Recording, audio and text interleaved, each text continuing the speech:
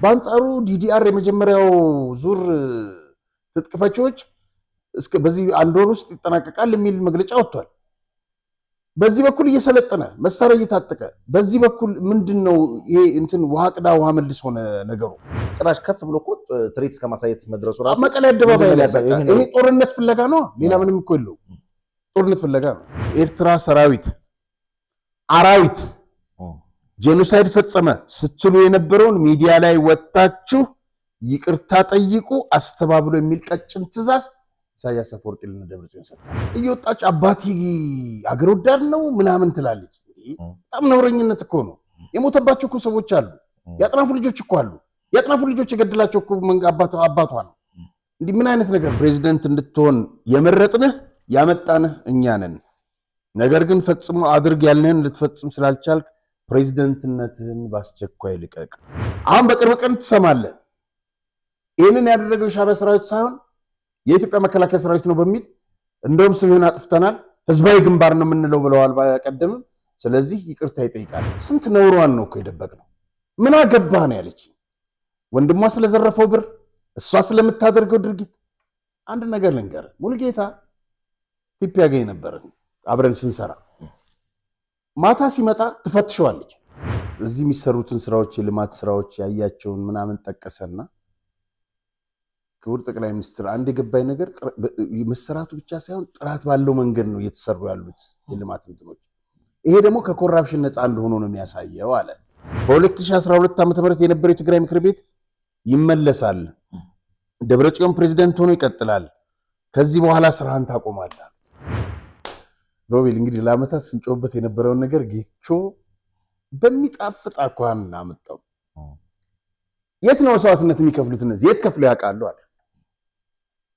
የዳ ልጅ አይደለም ወይ? የነሱ ልጆች መስዋዕትነት ከፍለዋል። የት ነው ያሉት አለ።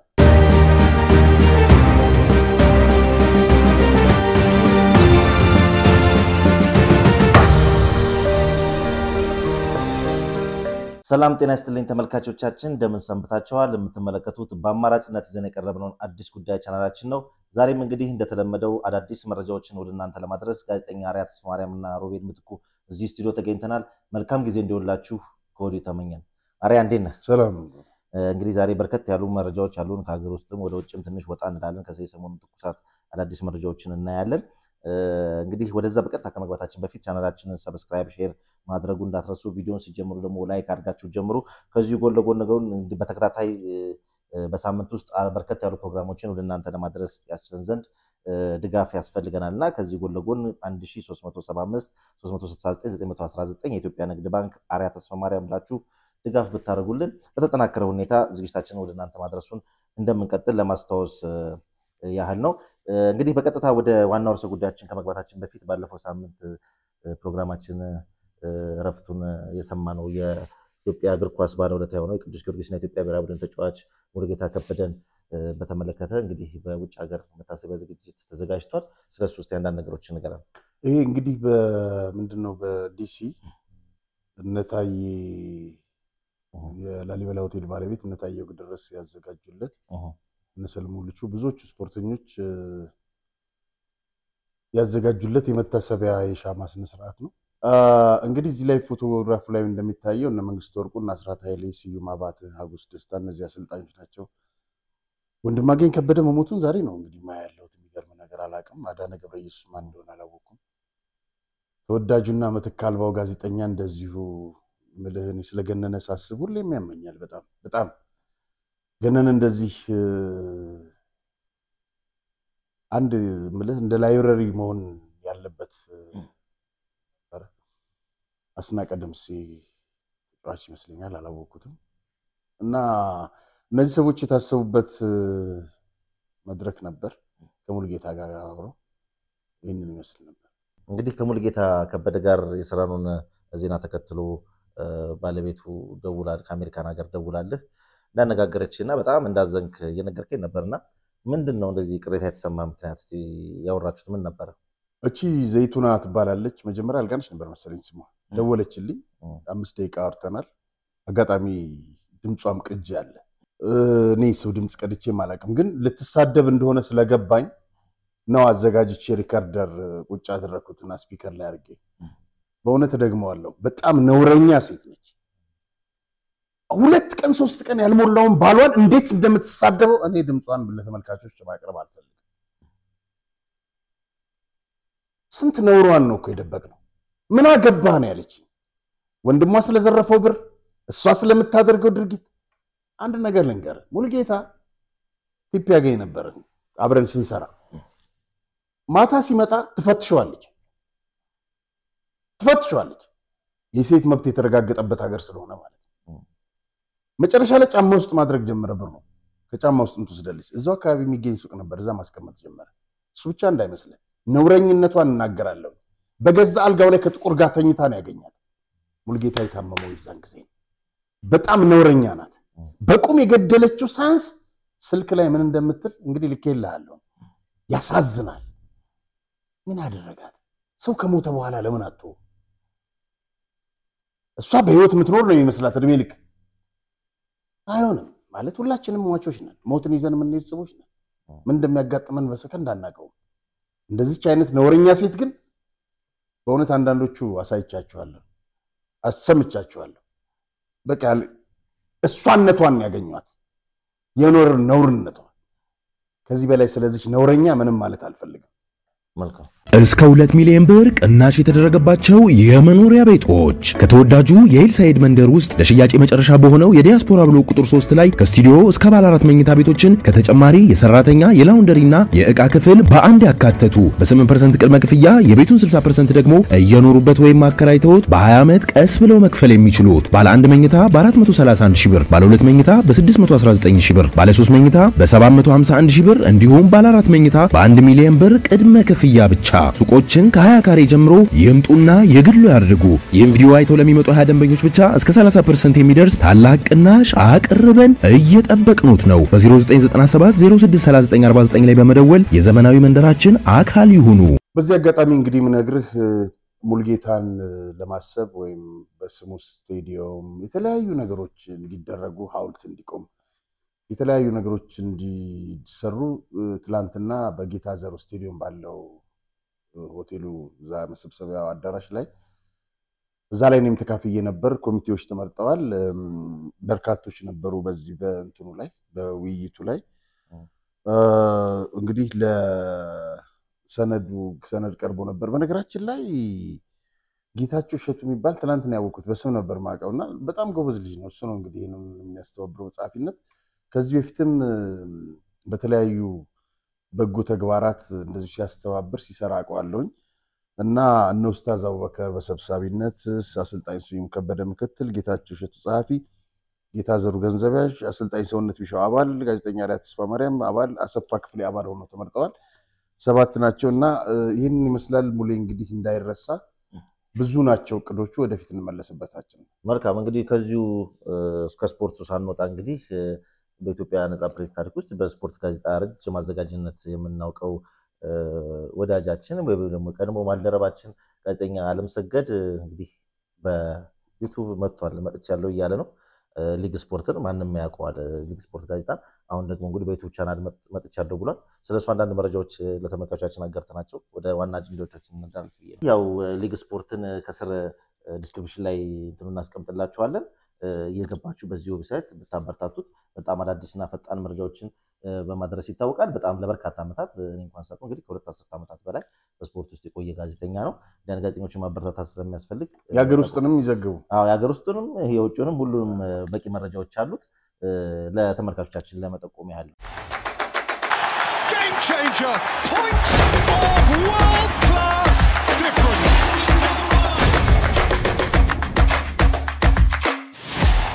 መልካም እንግዲህ ከዚህ ቀደም በነበረን ፕሮግራም ላይ ስለ ኮሎኔል መንግስቱ ኃይለማርያም ባወራው ሐሳብ ላይ በተለይ ደግሞ ስለ ኮሎኔል አጥናፉ ያነሳቸው ነገሮች ነበሩና ከዛ ጋር ተያይዞ አንድ በጣም አጠር ያለ ሰብሰብ አድርገናል በርግጥ በጣም ሐሳብ የሚገዛ ጽሁፍ ደርሶናልና እሱ ለተመልካቾቻችን በዚህ አጋጣሚ እናቀርብላችሁ ጉዳዩን የሚያቅሰው ነው ያደረሰንና በተጨማሪ መረጃ እናቀርበው ነው ወንድም ያሪያ እንደምናደልኝ እኔ ያንተ አድናቂና የረጅም ጊዜ ተከታታይ ነኝ ዛሬ ይህን መልእክት እንድልክ ያነሳሳኝ ደግሞ ስለ መንግስቱ ኃይለማርያም እና ኮሎኔል አጥናፉና ልጆቻቸው አስመልክቶ የተናገርከው ንግግር ውስጤን ስለነካውና እኔም በጣም የምጋራው ስለሆነ ብቻ ሳይሆን ስለ ልጃቸው ዶክተር መክበብም የተወሰነ ነገር ልፈልግ ነው ይላል። ዶክተር መክበብ እንግዲህ የኮሎኔል አጥናፉ ልጅ ይመስለኛል። በነገራችን ላይ ዶክተር መክበብ ከወላጅ አባቴ ጋር ብዙም ሳይሆን መጠነኛ የሚባል መግባባት ስለነበራቸው እኛም በልጅነታችን የምንታከመው እሱ ጋር ነበር። አባቴም በፖለቲካ አመለካከቱ ምክንያት ለዓመታት እጅግ ዘግናኝ ግፍና በደል ተፈጽሞበት በፈጣሪ ገዛ በተአምር ከሞት አምልጧል። ዶክተር መክበብም ይህን ታሪክ ያውቅ ስለነበር ከአባቴ ጋር ሲገናኙ አንዳንድ ነገሮችን በግልጽ ያወራው ነበር። እኔም የሕክምና ባለሙያ ሆኜ መንግስቱ ኃይለማርያም ሆስፒታል ብዙ የመሄድና የመስራት እድሉ ስለነበረኝ ስለ ዶክተር መክበብ የተወሰነ እንዳውቅ ሆኗል። ዶክተር መክበብ እጅግ በጣም ምስኪን፣ ተወዳጅ፣ በስራው አንቱ የተባለ ባለምጡቅ አእምሮ፣ በከተማው ነዋሪ ዘንድ በልዩነት ተመራጭ የነበረ ነገር ግን ደግሞ ከወላጅ አባቱ ሞትና ከተቀረው ቤተሰቦቹ ዕድል ፈንታ ጋር በተገናኘ ስሜቱ ተጎድቶ ውስጡ የሚደማ በስጋትና በጥርጣሬ የተሞላ ከሙያ አጋሮቹ ጋር አብሮ ከማሳለፍ ይልቅ ብቸኝነትን ይመርጥ የነበረ ባለሙያ ነበር። በጊዜ ሂደት ደግሞ በዚሁ ምክንያት ከገባበት ድባቴ ዲፕሬሽን ለማምለጥ በሚል ዘወትር የሚጠጣና የኋላ ኋላ ደግሞ አልኮል አዲክሽን ሆኖ ውስጥ አልኮል ሱስ ገብቶ መደበኛ ስራውን በአግባቡ መስራት እየተሳነው ይበልጥ ችግር ውስጥ የገባ እጅግ በጣም አሳዛኝ ዶክተር ነበር። አንተ እንዳልከው ከዚህ አስቀድሞ የመንግስቱና የኮሎኔል አጥናፉ ቤተሰቦች በጣም ቅርበት እንደነበራቸውና ልጆቻቸውም አብረው ተጫውተውና ቦርቀው እንዳደጉ እኔም ሰምቻለሁ። ይህ ሆኖ ሳለ ግን መንግስቱ የለየለት አምባገነን ስለሆነ ከሱ ባይጠበቅ እንኳን ልጆቹ ግን አባታቸውን ጨዋና ጻድቅ አድርገው ለመመጻደቅ ከመሞከር በቀር በጉዳዩ ዙሪያ ተጸጽተው ሀዘኔታቸውን መግለጽ አለመቻላቸው በራሱ አነጋጋሪ ነው። እኔ እንደውም የመንግስቱና የኮሎኔል አጥናፉና የቤተሰቦቻቸው ኬዝ ከአምባገነኑ የቀድሞ የኡጋንዳ ፕሬዚዳንት ኢዲ አሚንና የሀገር ውስጥ ሚኒስቴር ከነበረው ቻርልስ ኦፋምቤ ኬዝ ጋር ይመሳሰላል ባይ ነኝ። እንደነ መንግስቱ ሁሉ ኢዲ አሚንና ቻርልስ ኦፋምቤ በጣም የልብ ወዳጆች የነበሩና ቤተሰቦቻቸው አንድ ላይ የሚኖሩ ልጆቻቸው አብረው ያደጉና አልፎ ተርፎ ከወዳጅ ዘመዶቻቸው ጋር ጥብቅ ግንኙነት የነበራቸው ነበሩ። በኋላ ላይ ግን ኢዲ አሚን ቻርልስ ኦፋምቤን የመፈንቅለ መንግስት ሙከራ አድርገብኛል በሚል አስረሽኖታል።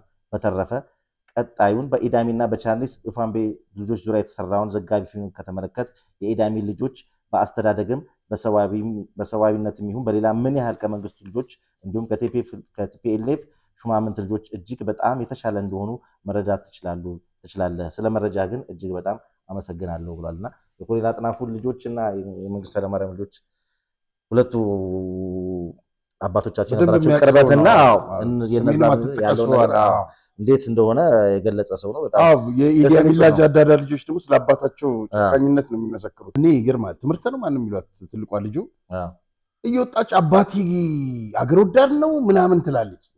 በጣም ነውረኝነት እኮ ነው። የሞተባቸው እኮ ሰዎች አሉ። ያጥናፉ ልጆች እኮ አሉ። ያጥናፉ ልጆች የገደላቸው እኮ አባቷ ነው። እንዲህ ምን አይነት ነገር ነው? አንድ ጊዜ የሆነች ቀስተዳምና ስፖንጅ ማስታወቂያ ለመጠየቅ ነፍሳቸውን ይማር አቶ አቢሰሎም ነበሩ እና እዛ ሄጄ ቁጭ ብዬ 90 ምናምን ውስጥ ነው።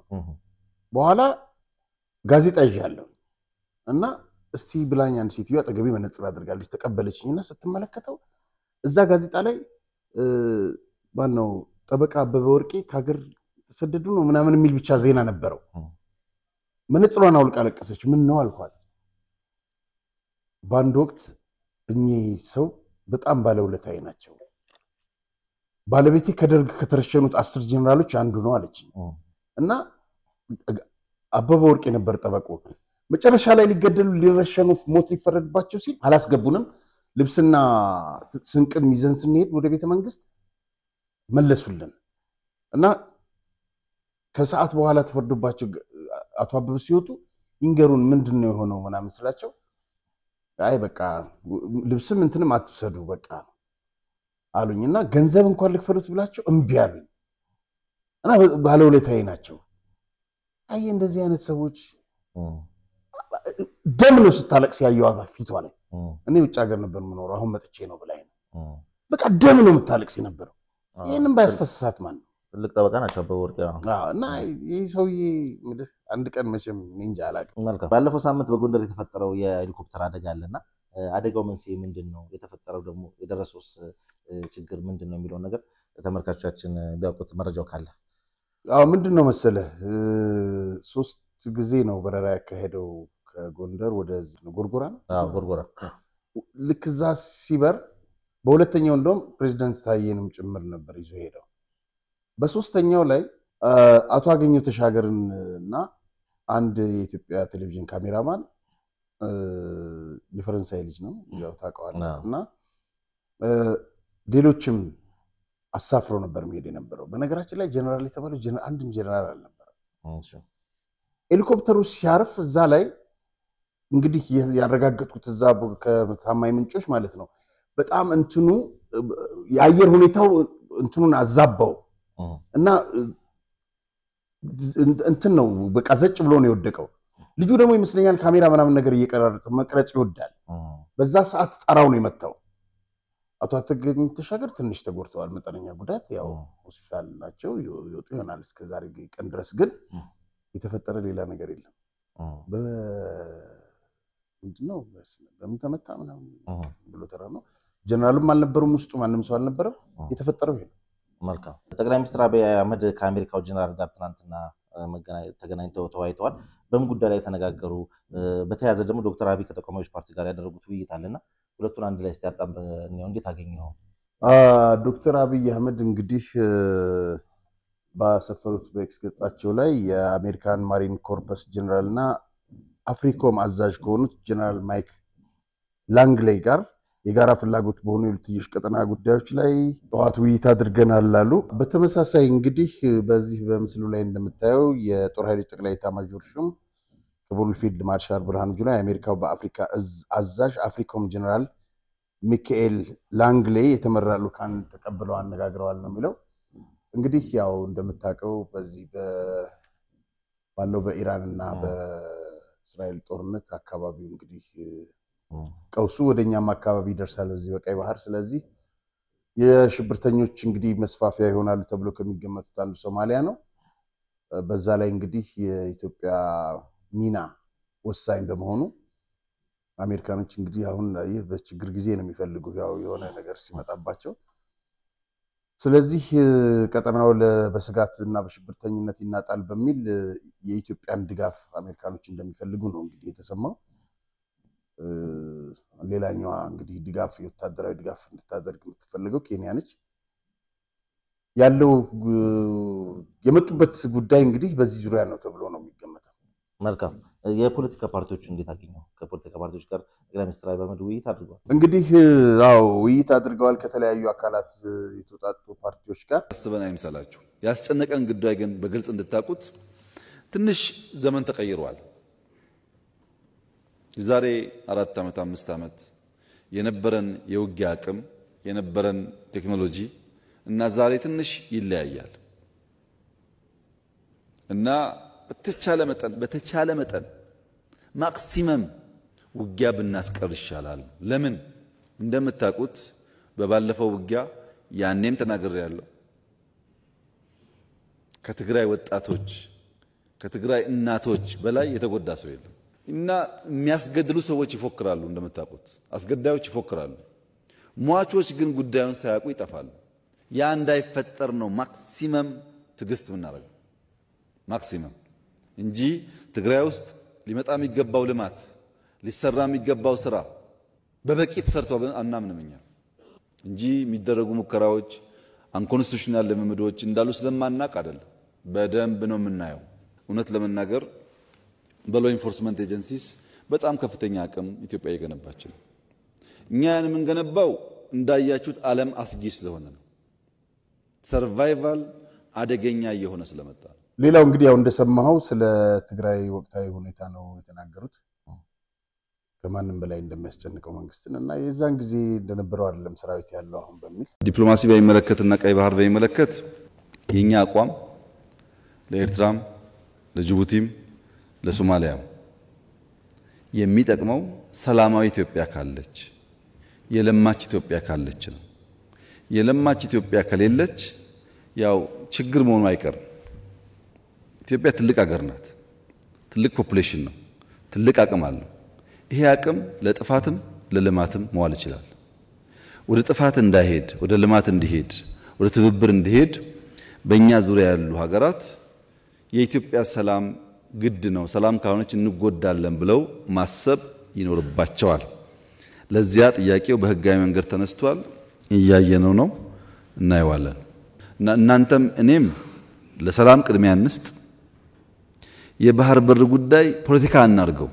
ይሄ አጀንዳ አይደለም፣ የህልውና ጉዳይ ነው። ኤግዚስት ማድረግ አንችልም። እንደ ሰው ማዳበሪያ ሲገባ ነዳጅ የቆመ ነዳጅ ሲገባ ውሃ የቆመ የሚባል አይነት አካሄድ ኢኮኖሚ እያደገ ሲሄድ ስለማያዋጣ እነሱ ልክ እንደኛ ማሰብ አለባቸው። እዚህ የኛ ምርጫ ሰላም ነው። እንግዲህ ምን ይመስል ነበር ሮቤል ስለ ወደብ የተናገሩት? ጥሩ ነበረ ውይይቱ። በነገራችን ላይ ከበደ የመቀሌ ሰባ እንደርታ ፓርቲ ሊቀመንበር የህግ ባለሙያው ማለት ነው የተናገረው ንግግር በጣም የሚያሳዝን ነው። ምን አለ መሰለ እዚህ የሚሰሩትን ስራዎች የልማት ስራዎች ያያቸውን ምናምን ጠቀሰና ክቡር ጠቅላይ ሚኒስትር አንድ የገባይ ነገር መሰራቱ ብቻ ሳይሆን ጥራት ባለው መንገድ ነው እየተሰሩ ያሉት የልማት እንትኖች። ይሄ ደግሞ ከኮራፕሽን ነፃ እንደሆነ ነው የሚያሳየው አለ። ትግራይ ውስጥ ባለፉት 27 ዓመታት 2000 መሰረተ ድንጋይ ተጥሎ አንዱም አልተሰራም ማለት አያሳፍርም? የት ነው የሚሄዱት ገንዘቡ ሲባል ይበላል አለ። እንደዚህ ንጋጧት ለትግራይ እንሞታለን እንቆረቆራለን ምን የሚሉ ሰዎች እንደዚህ ነው ያደረጉት። መልካም ስለ አሜሪካ ካነሳን እንግዲህ የሰሞኑን መካከለኛው ምስራቅ ፖለቲካ ግጭቶችን በተመለከተ እንግዲህ አጫጭር መረጃዎችን በተለይ ወደ መስተጨረሻኛ ወደዚህ ስቱዲዮ እስክንገባ ድረስ ይወጡ የአሜሪካው ፕሬዝዳንት ዶናልድ ትራምፕ በሚቀጥሉት 2 ሳምንታት ውስጥ ዩናይትድ ስቴትስ በኢራንና በእስራኤል ግጭት ውስጥ በቀጥታ ጣልቃ መግባት አለመግባቷን ለመወሰን 2 ሳምንት ጊዜ ሰጥተናል፣ ያኔ ይፋ እናደርጋለን እናሳውቃለን ብለዋል። በሌላ በኩል ደግሞ እንግዲህ የእሳቸውን ይህን አባባል ተከትሎ ወጣቷ የአሜሪካ ኮንግረስ አባል አሜሪካ ኢራናዊት በትውልድ ኢራናዊት ነች ያስሚን አንሳሪ በመካከለኛ ምስራቅ የተፈጠረውን ግጭት ፕሬዝዳንት ዶናልድ ትራምፕ የያዙበት መንገድ እጅግ በጣም አሳስቦኛል ስትል የስላት ትችት አቅርባለች። በየቀኑ ሐሳባቸውን የሚለዋውጡና በአቋማቸው የማይጸኑ ፕሬዝዳንት ናቸው ያሉን በማለት ትራምፕን ወረፈችው። የኮንግረስ አባሏ ፕሬዝዳንቱ ዛሬ የተናገሩትን ነገ ስለማይደግሙት ማንም የሚያምን የለም። ስለዚህ አሁን ባለው ሁኔታ ደግሞ ኢራን ላይ እየደረሰ ያለው መከራ ሊቆም ይገባዋል ስትል ተናግራለች። አብዛኛው የኢራን ህዝብ አሁን ያለው መንግስት ተቋሚ ስለሆነ ይሁሉ የቦምብ ናዳ ሊወርድበት አይገባም ስትል ነው ሐሳቧን የገለጸችው። እንግዲህ ትናንት ማምሻውን ጄኔቫ ስዊዘርላንድ ላይ የፈረንሳይ የጀርመንና የብሪታንያ የውጭ ጉዳይ ሚኒስትሮች ከቴህራን ጋር ድርድር መጀመራቸው ተሰምቷል። በተለይም በዶናልድ ትራምፕ የቀረበውን ዩራኒየም የማበልጸግ ስራዋን እንድትገታ በቀረበው ሐሳብ ላይ ነው ጥልቅ ውይይት ያደርጋሉ ተብሎ የሚጠበቀው። የፈረንሳይ ፕሬዝዳንት ኢማኑኤል ማክሮንም የሰላም ስምምነት ላይ ለመድረስ ኢራን ትብብር ልታደርግ የምትችልባቸውን 4 መስፈርቶች በይፋ ያስቀመጡ ሲሆን በዋነኝነት ኢራን የዩራኒየም ማበልጸግ ስራዋን ዜሮ እንድታወርድ፣ የባላስቲክ ሚሳኤል ክፍት እንድታደርግ የሚሉት በቀዳሚነት የሚጠቀሱ ናቸው። እንግዲህ 7 ቀናት በዘለቀው የሁለቱ ሀገራት ግጭት ከ60 በላይ የሚሆኑ የእስራኤል የጦር ጀቶች በቴህራንና በተመረጡ አካባቢዎች የቴህራንን የኒውክሌር የምርምር ኤጀንሲዎችን ጨምሮ ከ10 በላይ ኢላማዎችን መምታታቸውን የእስራኤል ጦር ትናንት ገልጿል። የኢራን ጦር በበኩሉ ደግሞ ከትናንት በስቲያ ሆስፒታል በመታበት ደቡባዊ እስራኤል ቤርሻባ ከተማ ቴክኖሎጂ ፓርክ መትቻለሁ ሲል እየተናገረ ነው። እንግዲህ የትራምፕን አስተያየት ተከትሎ የኢራን ውጭ ጉዳይ ሚኒስቴር አሜሪካ በግጭት ውስጥ የምትሳተፍ ከሆነ ቀጠናው ሲኦል ይሆናል ማለታቸው እንግዲህ ይታወሳል። ከዚህ ጎን ለጎን ደግሞ መጪው ጊዜ ከስካሁኑ የከፋ ነው በሚል የዛተች ያለችው ኢራን ፋታ የተሰኘውን ሃይፐርሶኒክ ሚሳኤሏን ለመጀመሪያ ጊዜ ትናንት ተኩሳለች።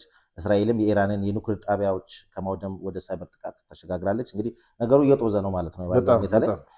የአሜሪካ ፕሬዝዳንት ዶናልድ ትራምፕ ኢራንን ለማጥቃት እቅድ ቢያጸድቁም ነገር ግን የመጨረሻ ውሳኔ ላይ አለመድረሳቸው የተነገረ ባለበት ወቅት ግን የአሜሪካ የጦር ጀቶችና ሌሎች ጦር ኃይሎቿ ወደ መካከለኛው ምስራቅ እየተጓጓዙ ናቸው። ከዚህ ጎን ለጎን ተያይዘው ደግሞ ሀገራት ዜጎቻቸውን ከኢራንና ከእስራኤል ማስወጣቱን በከፍተኛ ሁኔታ ቀጥለዋል። ኤምባሲዎችንም እየዘጉ ናቸው። በተለይ በቴህራን የሚገኘውን ቻይና ከ1600 በላይ ሰራተኞች፣ ተማሪዎችና ቱሪስቶች የሆኑ ዜጎቿን ከኢራን በመቶዎች የሚቆጠሩትን ደግሞ ከእስራኤል አስወጣለች። በተመሳሳይ ጃፓን፣ አውስትራሊያ፣ ኒውዚላንድ፣ ቼክ ሪፐብሊክ፣ ፈረንሳይ፣ ህንድና ደቡብ ኮሪያ እያስወጡና እንግዲህ ወደ ጎረቤት ሀገራት እያዟዟሩ ይገኛሉ። የኢራንና የእስራኤል ጉዳይ እዚህ ደረጃ ደርሷል። እንግዲህ በነዳጅም ላይ ከፍተኛ ጭማሪ ዋጋ ይኖራል።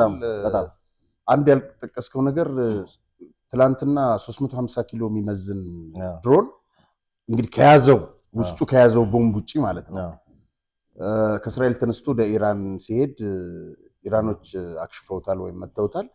ይሄ ቅድም ያልከው ደግሞ ዝግዛጊ ሚሳኤል የሚገርም ነው። በጣም ብዙ ንብረት ነው የሚያወድመው። እዚህ ጋር እንደምታየው ሆስፒታሎች ምናምኖች ብዙ ወድመዋል እዚህ እስራኤል ውስጥ።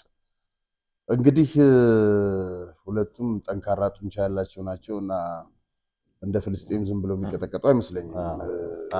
በጣም ከባድ ነው እና ፍልስጤም ላይ የደረሰው ነገር በጣም የሚያሳዝን ነው። በጣም የሚያሳዝን ነው ግን ንጹሃን ዜጎች ናቸው በጦርነቱ ሁሉ የሚጎዱት ሁሌም የሚያሳዝን ዓለም እኮ አልጮህም ፍልስጤም ውስጥ ለተገደሉት ህፃናት ለተጨፈጨፉት ማንም ማለት ነው ያሳዝነው እሱ ነው በጣም እና ትንሽ እንግዲህ በዛ ወቅት ተቃውሞ ምንም የምታሰማ የነበረችው ኢራን ነች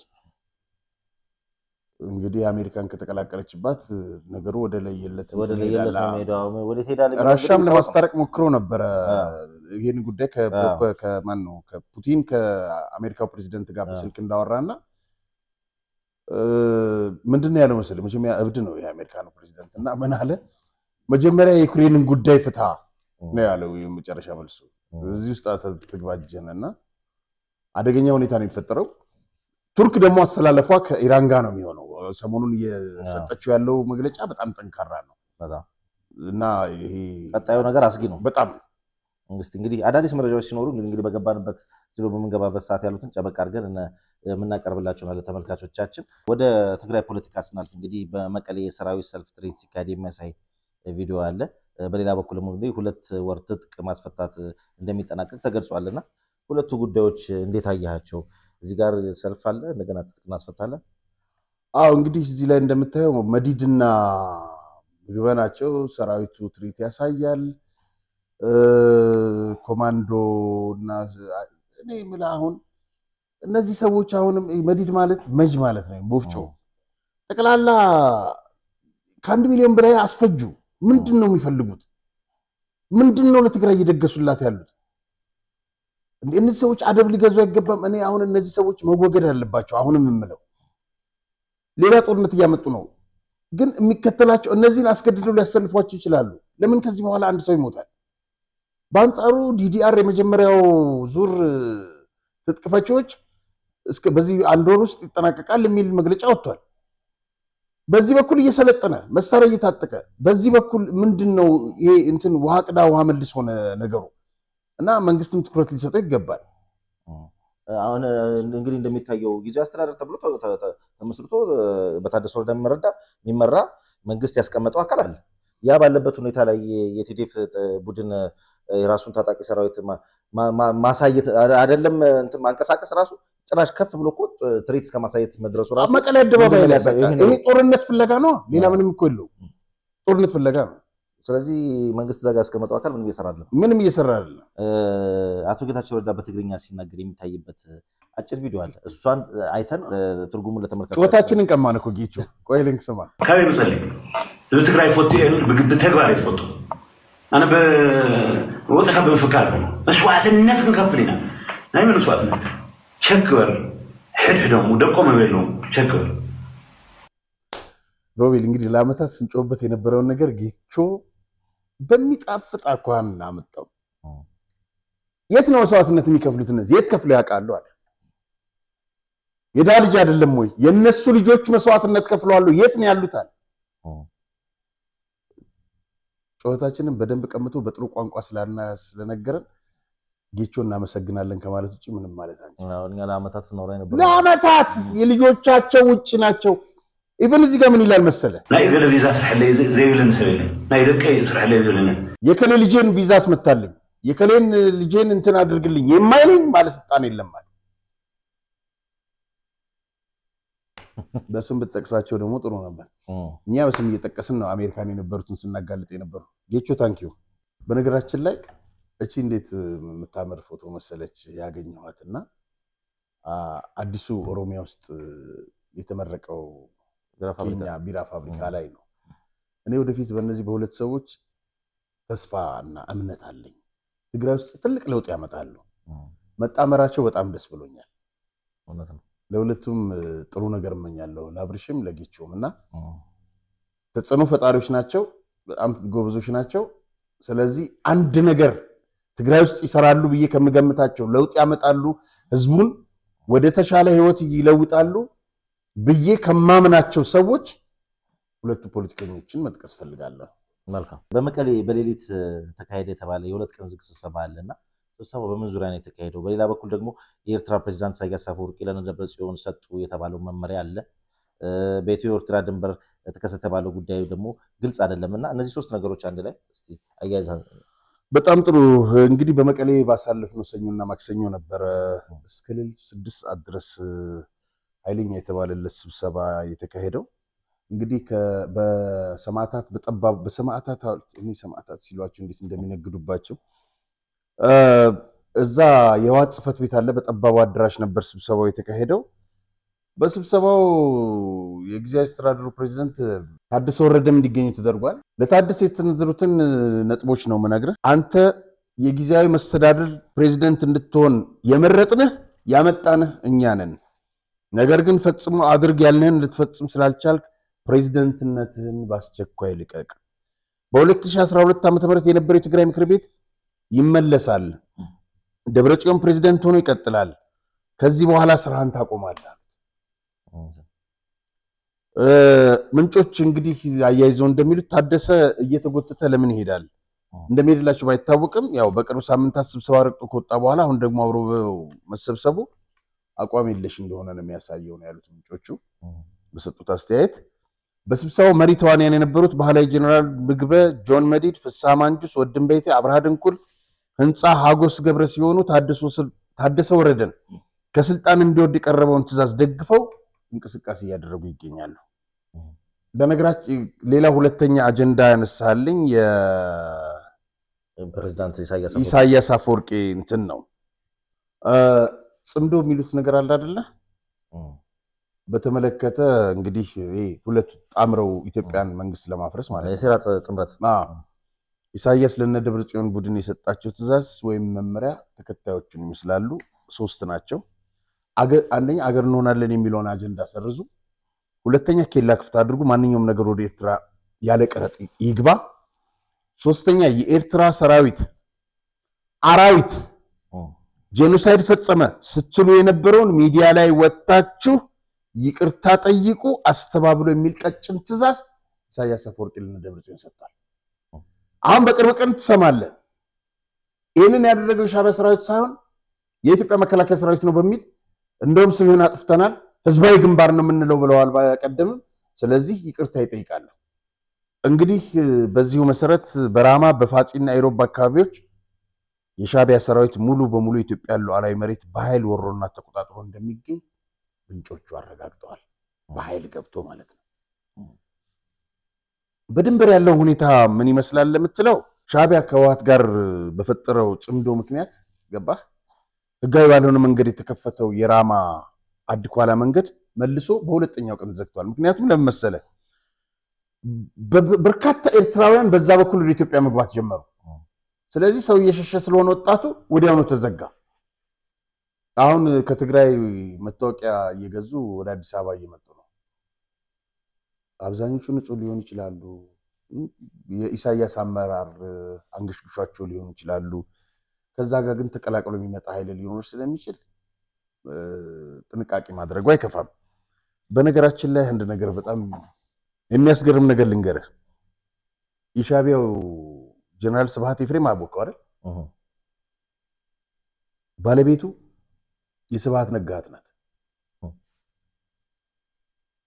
ሞንጆሪኖና የስብሃት ያው ያላቸውን ዝምድና ታውቃለህ የወንድሙ ልጅ ናት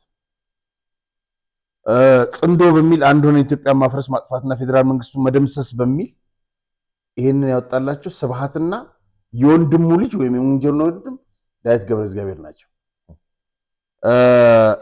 እነ ደብረጽዮን እነ ሞንጆሪኖ አስፈጻሚዎች ናቸው ይሄንን የሚያቀናብሩት እነ ስብሃት ነጋ ስብሃት ለስብሃት ተጣምረው ማለት ነው እና እንደዚህ ነው ያደረጉ ያሉት መልካም እንደው እንደመቋጫ እንዲሆነ በምግበ ኃይሌና በታደሰ ወረደ መሃል ያለው ልዩነትና አለመግባባት ምንድነው እንግዲህ ስለሁለቱ የሆነ አዲስ መረጃ ያለ ይመስለኛል ሰኞና ማክሰኞ ከስብሰባው በኋላ ሮብለት አክሱም አንድ የሆነ ዝግጅት ነበር በምስሉ ላይ እንደምታየው ምግበ ታደሰ ሊደበድበው ነበር ገላጋይ መሐከል ላይ ይታያል እና በጣም ሰደበው በጣም ተጋበዝ እንትን ተደረገ ተገላገለ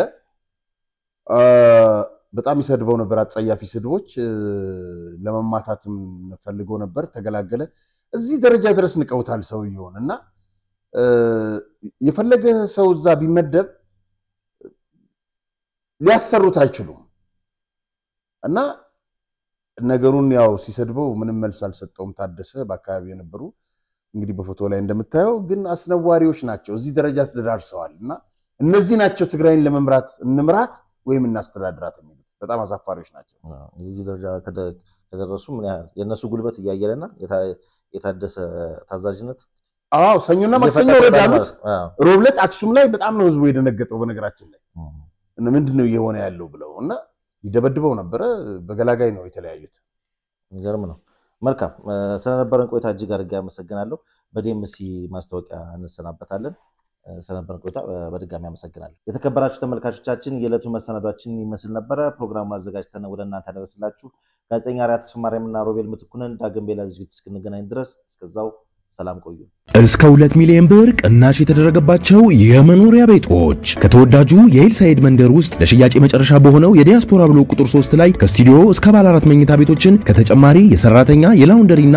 የእቃ ክፍል በአንድ ያካተቱ በ8% ቅድመ ክፍያ የቤቱን 60% ደግሞ እየኖሩበት ወይም ማከራይተውት በ20 ዓመት ቀስ ብለው መክፈል የሚችሉት ባለ 1 መኝታ በ431 ሺህ ብር ባለ 2 መኝታ በ619 ሺህ ብር ባለ 3 መኝታ በ751 ሺህ ብር እንዲሁም ባለ 4 መኝታ በ1 ሚሊዮን ብር ቅድመ ክፍያ ብቻ ሱቆችን ከ20 ካሬ ጀምሮ ይምጡና የግሉ ያድርጉ ይህን ቪዲዮ አይተው ለሚመጡ 20 ደንበኞች ብቻ እስከ 30% የሚደርስ ታላቅ ቅናሽ አቅርበን እየጠበቅኑት ነው በ0997 063949 ላይ በመደወል የዘመናዊ መንደራችን አካል ይሁኑ